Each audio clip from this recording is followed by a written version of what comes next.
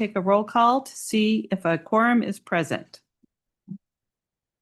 Thank you, Madam Chair. Members of the committee, when I call your name, please respond. Walter Bouchard. This is Taylor Campbell Mosley as proxy for Walter Bouchard. Thank you. Shane Kiso. I am present. Thank you. Chelsea Fenton. Present. Thank you. Beverly Chinowski. Present. Thank you. Eric Massey. Tom Ekron. Reed Burrell. Present. Thank you. Robert Vandenacker. Present. Thank you. Kenya Lugo Wade. Present. Thank you. Mark Ortiz. Anita Lee. Salvador Portillo. Present. Thank you. Dan Cisco. Hondo Judd. Present. Thank you. Megan Sheldon. Present.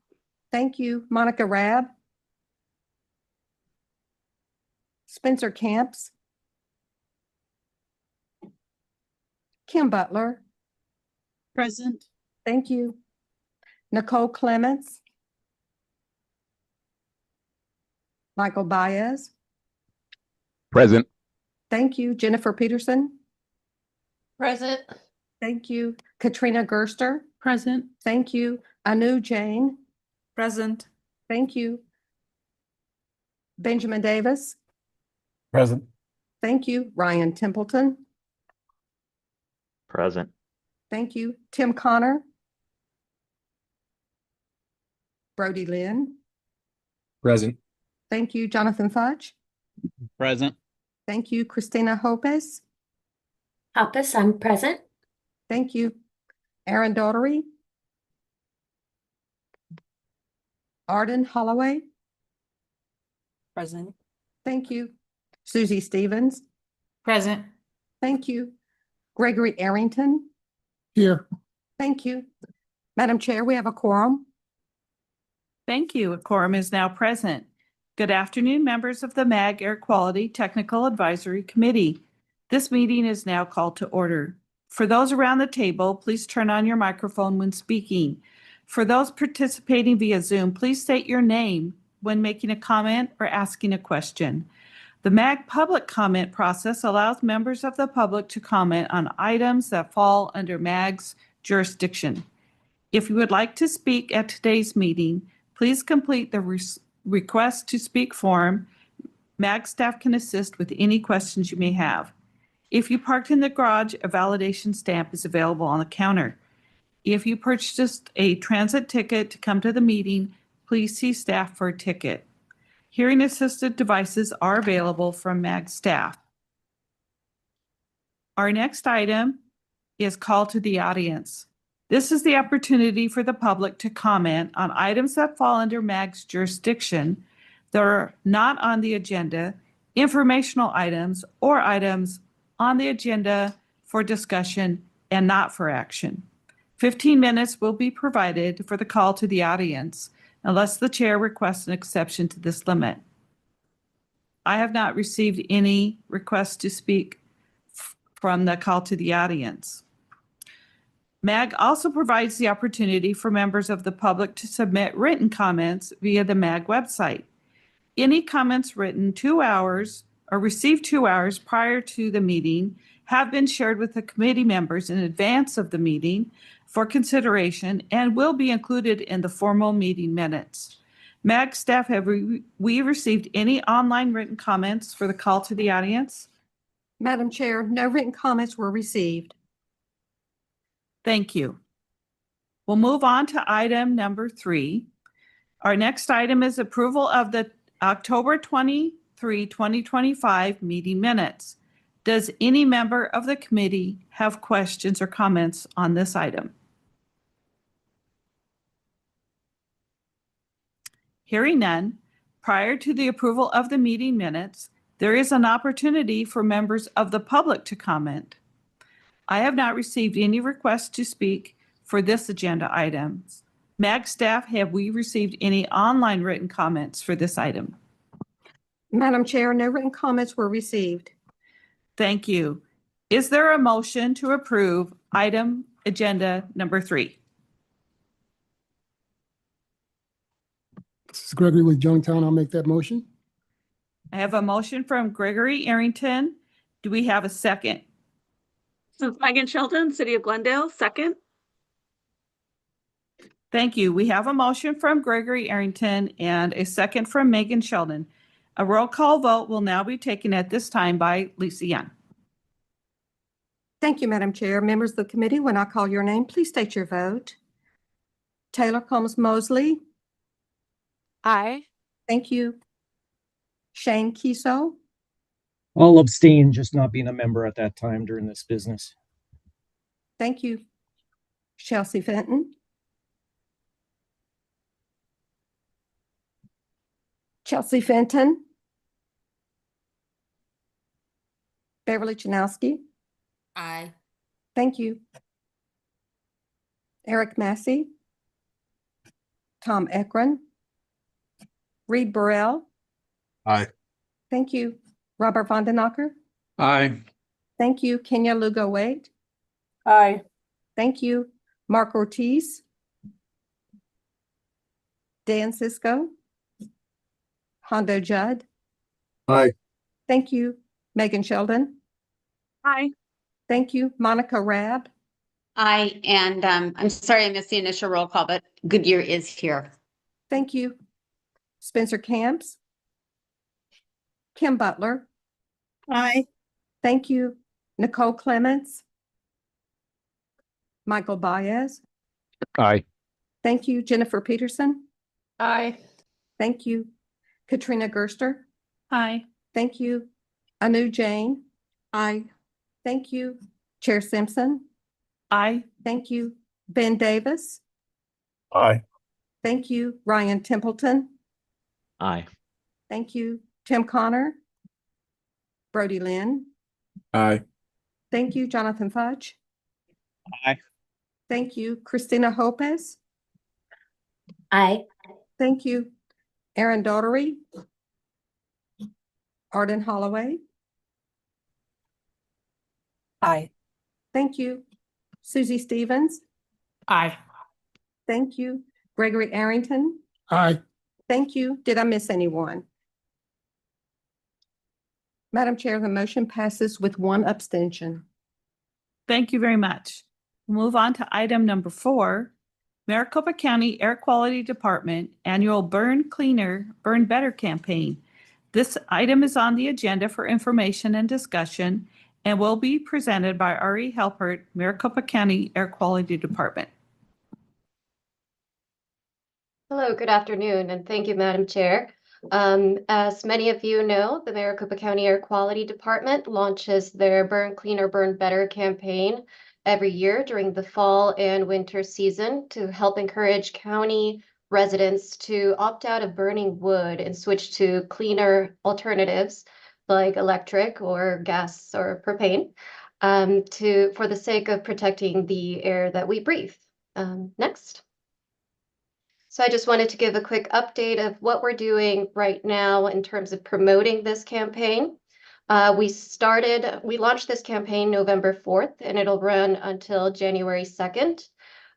We will be broadcasting or currently broadcasting through television and radio, including channels like ABC 15, Arizona's Family, Fox 10, 12 News, iHeartRadio in English and in Spanish, as well as Hubbard radio stations. These media buys also include digital media with web page takeovers, app opens, email blasts, and social media posts. This year is a little bit different than the previous years since we're trying a new strategy of pretty much expanding our media buys to include all these other channels. We normally have about 2 or 3 television channels and 1 radio station, but we wanted to send this message out to all sorts of different demographics and viewers. Next. We also include in our campaign social media communication in English and Spanish. which involves scheduled daily posts on all the social media platforms, including Nextdoor, targeted ads for Maricopa County residents and businesses, and we track the impressions on a weekly basis. The content of the social media posts are, of course, no burn days, HPA alert notifications, fireworks and PM 2.5 information, scheduled reels, infographics, and informational videos, as well as promoting our incentive programs, which are during this season our propane fire pit program, where county residents may sign up and receive a $75 voucher to redeem at participating Home Depot locations to buy a brand new propane fire pit. And we continue to promote our mowing down pollution program as well. Next. Additional components of this campaign include the website, maricopa.gov/AQ Burn Better, an online campaign collateral toolkit, social media, as I mentioned, Facebook, Twitter, or X, Instagram, Nextdoor, and LinkedIn. I've also been doing media interviews to promote the campaign. We sent out a news release. We have virtual presentations, department outreach events, parking lot banners at, the Mesa Riverview Shopping Mall. And at the end of the campaign, we'll send out a survey to see how well we did. We also collaborate with our partners, including Maricopa County newsletters, internal and external, government agencies, cities and towns, Valley Metro through a light rail rep, ADOT signs, and ADEQ. Next. We also promote our Clean Air mobile app that's free to download on iPhone and Android. This is a really useful tool for residents to stay in the know and receive daily air quality updates, as well as notifications when it's a no burn day, and information about what PM10, PM 2.5, and ground level ozone mean for air quality. Next. And this year we are including a fireworks educational outreach campaign. Sorry. This has to do with our air quality levels on January 1st of this year, how bad it was, mainly due to consumer fireworks. So we created a campaign toolkit that's available for any organization or business to download, edit, and share as they see fit, whether it's in their social media, their newsletters, flyers, presentations, whatever you choose to help us promote this message. This toolkit includes educational flyers, social media graphics and posts, talking points, press release, and additional material created by partners, such as Maricopa Association of Governments, Arizona Department of Environmental Quality, and more. Again, this is available online. Feel free to reach out to me if you would like to download this toolkit, and I'll send you the link. And you're able to edit this content or use it as a basis to create your own. Next. Additional toolkit components for fireworks include media buy options for this December month, general Burn Cleaner, Burn Better campaign and fireworks campaign schedule and posts to see, when it would be a good time to help us share our message by sharing our social media posts, and testimonial videos. These are being edited and reviewed at the moment. The testimonials include comments about the effects of consumer fireworks on air quality from animal care and control, pet owner, Parks and Rec, as well as a park goer, and ASU professors that know about air quality and the effects. And these will be posted online on social media once they're edited as we get closer to the holidays to help raise awareness about the effects of consumer fireworks. And our main message for this is to leave it to the professionals. As many of you know, professional fireworks explode at high altitude and have a chance to disperse that particulate matter, whereas consumer fireworks explode near the surface, and those particulates and toxins linger for days or even weeks near the surface where we can breathe them in and affect our health. Again, thank you to everyone that has partnered with us and helped us share this message year after year. And I encourage you to please help us do the same this year for the sake of protecting air quality and reducing air pollution caused by PM 2.5. Next. And that's it. If anyone has any questions, I'm available. If not, feel free to reach out to me for any information or collaborative ideas. Thank you. Thank you, Ari. What is your email or contact?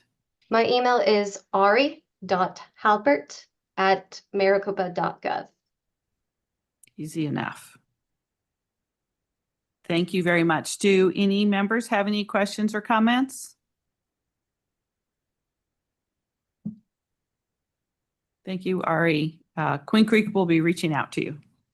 Wonderful. Thank you. All right, item number 5, updates to Maricopa County Air Quality Department emission reduction credit rules. This item is on the agenda for information and discussion and will be presented by Will Adrian, Maricopa County Air Quality Department. Good afternoon. I'm a senior planner with Maricopa County Air Quality Department. We'd like to thank the committee for giving us the opportunity to share updates and information on the development of these ERC rules. So we'll begin with an overview of the status of emission reduction credits in Maricopa County. And this goes to the Clean Air Act. And under the non-attainment new source review, there's permitting requirements for new major sources or major modifications of existing major sources to provide offsets for increasing emissions. And this is a non-attainment requirement. And so we are currently moderate for the 2015 8-hour standard. And so these requirements are in effect. This does also, or so we anticipate continuing with these requirements in light of the Clean Air Act Section 179B demonstration that's recently been submitted and proposed. With that, we anticipate to remain classified as moderate. So we continue to look to remain a non-attainment and have the requirement for offsets be applicable to us. So Maricopa County Air Quality Department has worked to develop ERC rules that can allow for the generation of credits to be used as offsets from a number of different sources, which the next slides will describe. So here we have Rule 203, which is a general requirement rule. It was adopted last year. It provides requirements for traditional ERC sources like facility shutdown or addition of a control. It also contains some general requirements like bank registration and fees, which are applicable to all our ERC sources. Next slide, please. So rules 203, 204, and 205 are our mobile source rules. 204 was locally revised on November 5th of this year. Contains requirements for non-road engines, generation, certification, and use of credits from the replacement or retrofit of non-road engines. Some examples here: airport ground support equipment, construction and mining, as well as rail yard engines. But it's a pretty broad definition and can be applicable to many different sources potentially. Next slide, please. Then we have 205. 205 is the complement to 204. So 204 is non-road, 205 is on-road. It was revised May 21st of this year, has requirements for generation, certification, use from vehicles. And examples of these would be refuse trucks, delivery trucks, but similar requirements, but for on-road as opposed to non-road. So those are the rules that we put forth. Here's a quick status update on the rules. We've submitted them for federal approval into the Arizona State Implementation Plan, which is important because one of the offset integrity criteria requirements is federal enforceability. So that's important. We'll make a quick note of that. We've submitted 205 to the EPA. We submitted 205 EPA on May 30th of this year, and then 204 was submitted recently, November 14th. We've been in discussions with EPA for the last couple of years for quite a while, developing these rules, and so we anticipate action on 205 soon. 204, I think, like I was saying, 204 has similar requirements to 205 has similar requirements to 204. And so 204, we anticipate to be, or we would hope the EPA wouldn't have as much work to evaluate 204 if they've already evaluated 205. So we're looking to for 205 action soon, and then we would anticipate 204 soon thereafter. So it's a quick status update on the rules and a quick rundown of the rules. In light of that, here's some tips or items to consider for any potential ERC applicants. And in the context of this discussion, unfortunately, generator can refer to the type of source that's applying for credit, but here, when generator is used, that's referring to someone who creates the credit. So we have the generator creating the credit and the user using the credit. So a couple notes for the ERC rules and for potential applicants. Credits can be applied for and issued prior to the implementation or prior to the actual, like, replacing the trucks or the engines or retrofitting them. So the generator can obtain that certificate. It can be used. It can be used in a transaction or transfer. However, the certificate and the permit will have a date on them, the date for implementation. So it will state when the action needs to be, or when the project needs to be done by.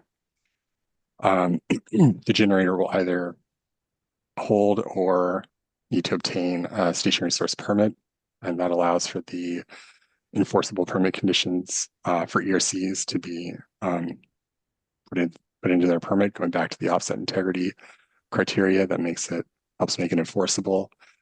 For 204 and 205, these being applicable to engines or vehicles, they have to operate within the Phoenix Mesa Ozone non-attainment area to generate credit. They don't have to always be operating, but in order to generate credit, that's where they need to be. That's where it will come from, is within the non-attainment area. If you've got a fleet of refuse trucks, the ones that are eligible are the ones that were replaced on or after January 1st of 2017. And that's for the ozone precursor NOx or VOCs. And here's some examples of replacement at the bottom. And here's last couple tips. The baseline emissions, the quantification is important because that determines how much credit you're going to get. A common misconception or misunderstanding is that for ERCs, it's going to be based on the actual emissions as opposed to potential to emit. So be sure to look at your actual emissions. You can get that through things like the emissions inventory. Just kind of reiterate, qualifying emission reductions are those within the non-attainment area. And we have a map that you can view to verify that your operations are within there. You're going to want to, if you're looking to apply, you'll want to have either the previous 2 years to the implementation for our vehicle and engine rules. It'll either be VMT, vehicle miles traveled, or hours of operation. So you want the previous 2 years or 2 more representative years of the previous 5. So if it's not necessarily the immediate 2 preceding years, then it might be 2 more representative within the last 5. And the emission factor is going to depend on applicability to 204 or 205. It's slightly different, but there are requirements for that you'll want to look at. So if you're looking to get your application together for ERCs, those are some things to look at for the baseline emissions. And then ongoing monitoring, this isn't necessarily for the application, but to keep in mind, there are monitoring requirements to ensure the validity of the credit going forward. So that would have to do with installing equipment for monitoring VMT or hours of operation, depending on whether it's a vehicle or engine. However, there are exemption provisions within the rule that may allow for reduced monitoring. Next slide, please. Thank you. So that's a presentation on the ERC rules, status, and some tips to apply. Here's some resources. We have the webpage for Maricopa County's ERC program. And on this webpage, there's host facility report, ERC application, as well as additional information and documents that might help you. And Maricopa County doesn't conduct the Arizona Emissions Bank, and it's not required within our rules to use it, but we thought it might be a helpful resource nonetheless. So we provided the contact information for that here. Next slide, please. So thank you for your time. Here's my contact information. Please do not hesitate if you have any questions on anything that's been presented or ERCs. Feel free to reach out and the department can help you. Thank you very much, Will. Do any members have any questions or comments on this program? Matt. Thank you, Chair Simpson. This is Matt Poppin with MAG.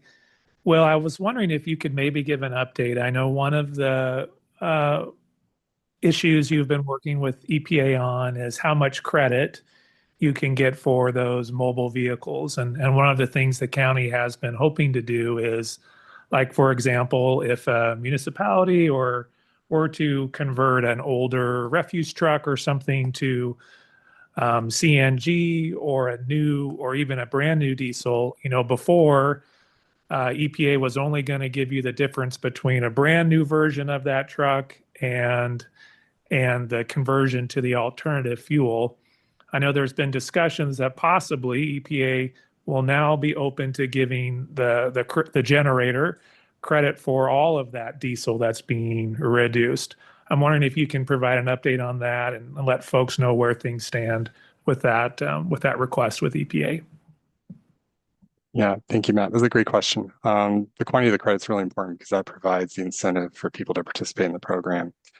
Previously with Rule 205, due to issues with surplus of the credit, we had reduced the quantity of the credit, but being able to work with MAG and discuss and develop a plan to ensure that the full quantity of the credits available in surplus, as it is the rule, we withdrew the previous version of 205 and we've submitted a version of 205 that allows for full credit from vehicles, and then 204 also allows for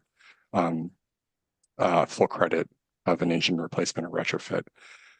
Time will tell. We haven't received final action on those rules, but that's what we've submitted, and that's what we're working towards obtaining, is allowing that full credit value to provide the most incentive for those credits.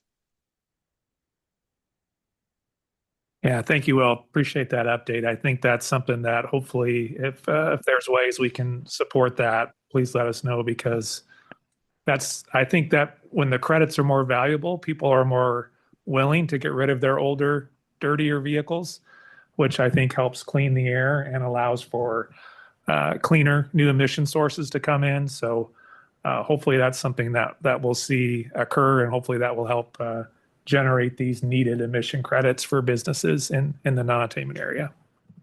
Absolutely. Any other questions or comments? Thank you very much, Will. We'll all keep those in mind, and as we're try to continue growth in the area. These are very important. Thank you. Item number 6 is the EPA proposed determination of attainment of the 2015 ozone standard in the Maricopa non-attainment area, but for international emissions. Loving this. This item is on the agenda for information and discussion and will be presented by Matt Poppin from MAG. Thank you, Chair Simpson and members of the committee. And yes, it is a very wordy title, and these slides are a little bit wordy, so I apologize for that, but I wanted to provide just kind of a brief summary of what's in EPA's proposed action, which is a pretty exciting development for us. So again, just some really brief background that the committee is well aware of is on September 24th, 2025, the MAG Regional Council accepted and directed staff to submit to the EPA administrator our demonstration showing the impact of international emissions, man-made international emissions on ozone concentrations in our non-attainment area. And again, the purpose of this demonstration was to provide the technical analyses, the modeling information that shows that we would have been able to attain the EPA ozone standard back on August 3rd, 2024, which is our moderate area attainment date, but for the impact of international emissions. So in response to that, again, it's a little further on the demonstration. The demonstration included several lines of evidence, including modeling, other things that were evaluated to examine the extent to which international emissions affected our ozone levels. Some of the items included in that evaluation was a conceptual model. This is how we describe how ozone forms in the region. It's a very complex process and heavily influenced by meteorology and the surrounding mountains and our temperatures. Several things contribute to how ozone is formed and trapped in our region. There was also specific modeling to quantify the international contribution of ozone, information about the precursor emissions. The precursor emissions are volatile organic compounds and nitrous oxides, and kind of our overall ozone air quality trends over the last 25 years. And then also an analysis of transport patterns. Where is the air coming from when it reaches our non-attainment area? And lastly, the demonstration also included information to support exclusion of days that were influenced by wildfires. So again, a very brief summary of what that demonstration concluded. Basically, international emissions, when you remove them, they contribute about 15 parts per billion of ozone to our non-attainment area. So when you subtract that from our design values, these are the concentrations at the monitors, we're able to show attainment when you remove the impact of those precursor emissions on ozone formation in the non-attainment area. You can see our worst performing monitor, again, this is for the calendar year 2023, was at 80 parts per billion. Even at that monitoring site, we're able to show attainment. So in response to this submission, EPA has proposed action. And on November 19th, they issued a rule in the Federal Register to propose to determine that we would have attained the standard by August 3rd, but for emissions emanating from outside the United States.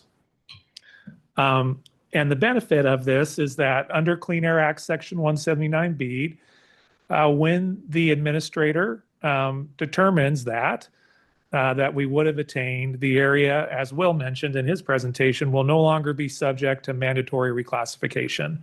So that means we'll be able to stay a moderate non-attainment area and not be reclassified to serious. Again, a little more detail on the notice. Specifically, EPA is both proposing to approve our demonstration that MAG submitted, as well as a finding of attainment, but for international emissions. And again, once EPA does that, we will no longer be subject to that mandatory reclassification. So a couple things that will happen if EPA finalizes this decision. Again, if they finalize it, we'll be kept at moderate and not be reclassified to serious. When EPA takes final action, it relieves their statutory obligation to determine whether or not we attain the standard. This is important because EPA is currently under a consent decree with the Center for Biological Diversity that they have to determine whether or not we attain the standard. And they have to do that currently by February 3rd, 2026.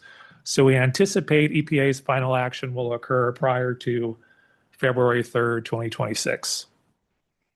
It's important to point out that all the relief that this section provides is the reclassification relief.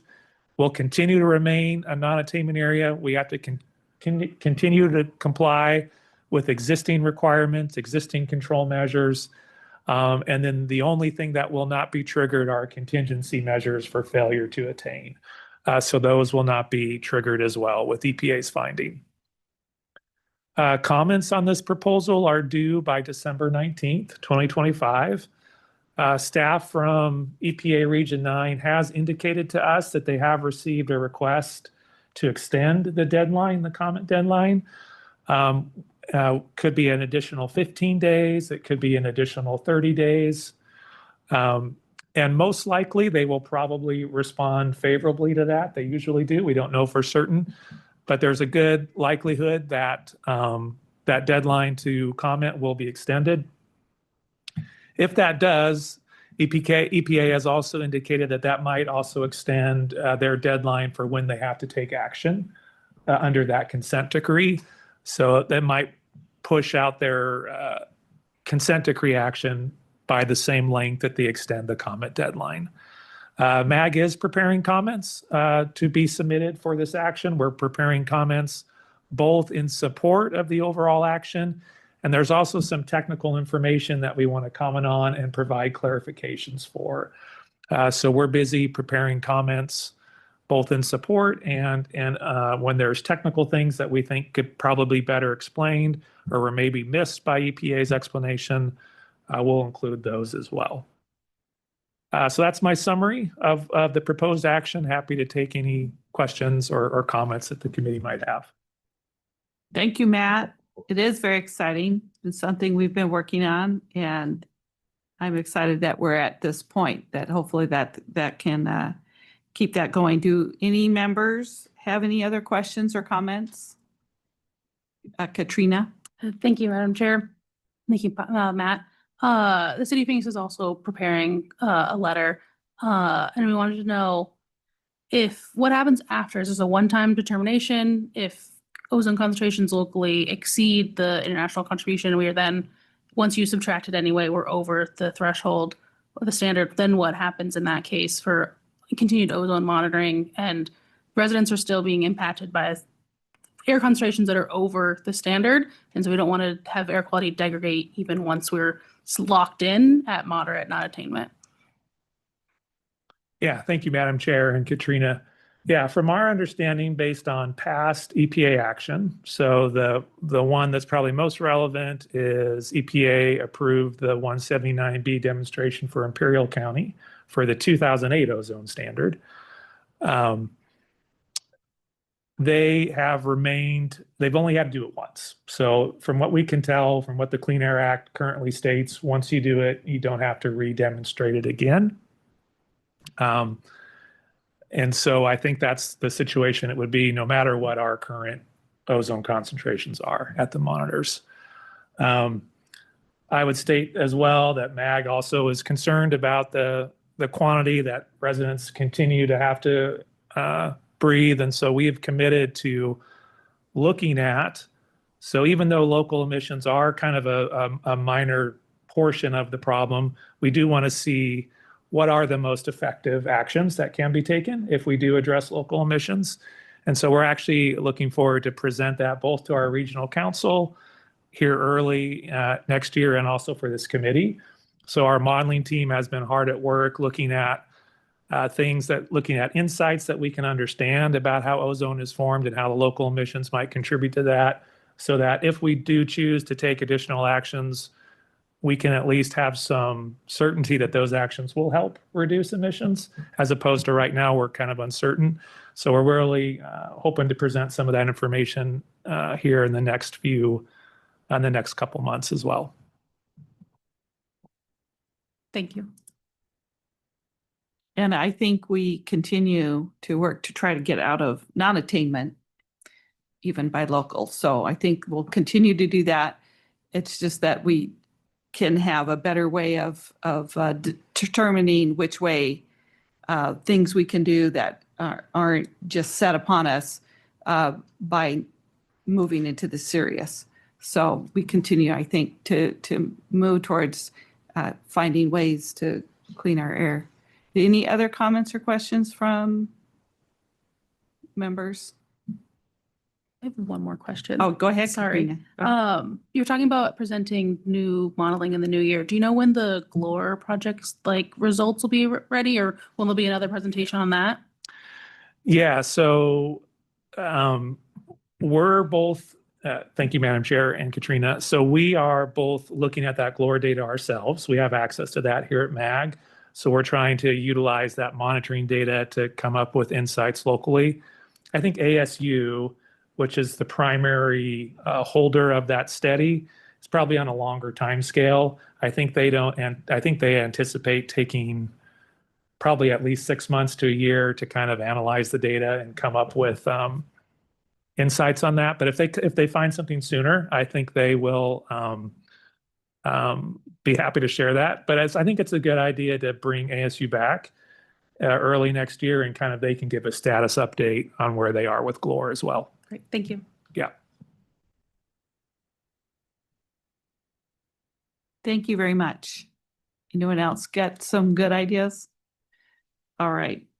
Well, our next item is the tentative meeting schedule for MAG Air Quality Technical Advisory Committee. This item is on the agenda for information and will be presented by Matt. Yeah, thank you again, Madam Chair. Just really briefly, we wanted to say that the schedule for our meetings is out. Tentative schedule, it's included in the agenda packet. Again, it's the fourth Thursday of each of the month and under most cases. So just be aware of that, and we'll cancel as needed. But in addition to that, I wanted to just take a moment because this is the last meeting that Ramona Simpson is chair of the Air Committee. And so we just wanted to say thank you for your service in that role. And MAG has a certificate of appreciation that we want to give you on that. So thank you very much, Ramona. Thank you. Yes, thank you. You've been a great chair. Thank you very much. And we really appreciate your leadership of this committee. We look forward to Jonathan Futch, who will be taking over as chair, and then Hondo Judd as vice chair. So, but thank you, Ramona. We just really appreciate you and your service to this committee. Thank you very much. It's been a lot of fun and very interesting since I started, I don't know, 18 years ago or something on this committee, and being the chair. And I appreciate the extension that we did to kind of reorganize things, but I'm glad to pass the baton. So thank you very much. Our next item is request for future agenda items. So we had one that we could possibly bring back, the GLORE issue, and kind of see what other options we might have to continue to clean the air. So are there any other requests from the membership for an item on a future agenda?